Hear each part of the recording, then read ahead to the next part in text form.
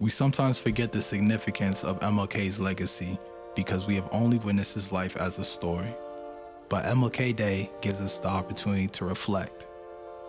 So he was able to, with a passive movement, to move the world forward. And you and I mean, it takes great courage to walk across a bridge, and you got police, and you got fire hoses, you got all sorts of crazy things. But he kind of kept that inner peace as he went through it and did it.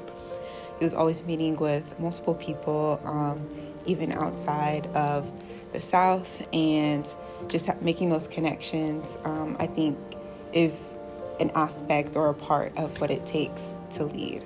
But just knowing all he has been through, all that he has, done, and to not give up, I really do give credit for that, because not a lot of people can do that. He was a revolutionary. He believed in class solidarity. He believed that the people of the working class should work together. And he saw past the idea of what our race meant in America. Martin, as an individual, was a Christian, a father, and a Black man. He had experienced persecution such as mistreatment and injustice, all while serving his community and supporting his family. Martin knew his position in the world and the price he had to pay in order to incite change. Yet, that did not stop him. He was determined. At the time, they didn't really have a choice. I think their skin color was considered a weapon. And if that's what people perceived them as, they couldn't really go through life normally. They couldn't just go through life like the average person. They were under threat from the beginning. If your goals and ambition put your life in danger, would you still pursue them? For me as a Black female, I would take priority of my family, but I think through MLK and what he did in also putting his family in the spotlight with a lot of his movement, really it posed a lot of dangerous outcomes, but he still did it anyway, which is still really remarkable. And he had this vision, he had this dream. He knew the consequences of his dream also. And so to lead and take on, activism as he did is really bravery, it's courage. And he got all of that through his faith as well, so. Legacy takes heart, courage, and sacrifice. Think of the mental, spiritual, and physical struggle Martin had to go through. MLK was arrested, threatened, his house was bombed with his family inside, but through all that, he continued to march. How people went to the South and did civil rights movement activity, that took a lot of courage. I mean, you'd see kids would come back from school and do that.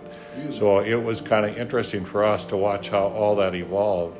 And it was never thought that protests would eventually move the heart of the nation.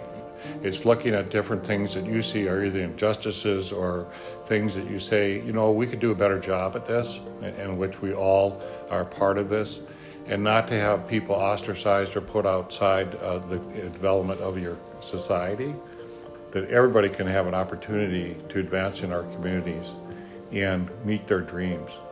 And I think he really set that up for a variety of different people, oppressed people in the society, to make other people sit out and think about what they're doing and what can I do to contribute to make society better. MLK chose to put his life on the line for something that did not start with him, and his selflessness continues to resonate today. There's a lot of things that, we might take for granted. Segregation isn't a thing anymore. We have more outlets to our freedom of speech through digital media, and just everything being a little bit more accessible. It's also an opportunity for people like me and for others similar to me to be able to succeed, to thrive, to go up the ladder into whatever they're feeling, whether it's their goals, their passions, whatsoever. So, said before, I'm in school for architecture, and I'm going to be part of that 4% of Black women in architecture. So, But the thing that's really happened, which people don't recognize, even in the city of Fargo, we were 60,000 people in 1980. We're now 130,000 people.